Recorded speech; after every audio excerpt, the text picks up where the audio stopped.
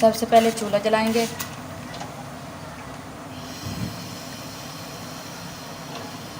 इसमें डालेंगे घी।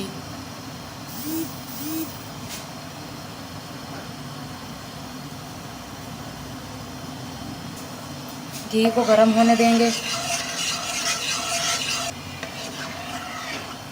घी हमारा हो चुका है गरम। अब इसमें डालेंगे हम ये प्याज। इनको फ्राई होने देंगे, अच्छी तरह ब्राउन होने देंगे। हमारे ब्राउन हो चुके थे। अब इसमें मैंने अदरक लहसुन का पेस्ट डाल दिया था। अब डालेंगे टमाटर कटे हुए, सब्ज़ मिर्चें, इनको अच्छी तरह मिक्स कर लेंगे। अब इसमें डालेंगे ज़ीरा, गरम मसाला और नमक।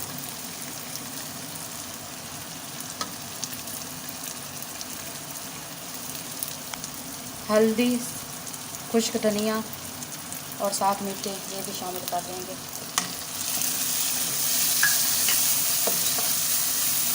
साथ ही इसमें दही डाल देंगे।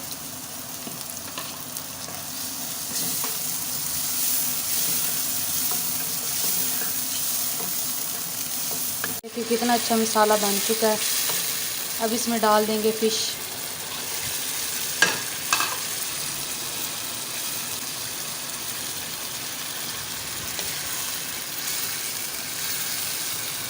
फ़िश को अच्छी तरह इसमें फ्राई होने देंगे।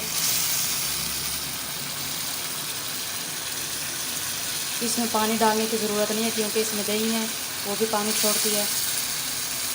इसको ज़्यादा हिलाना नहीं है, इससे ये पीसेस टूट जाते हैं। आराम आराम इस तरीके से हिलाना, साइडों से हिलाना है तो दरमियान में से फ़िश भी खुद ही हिल जाएगी।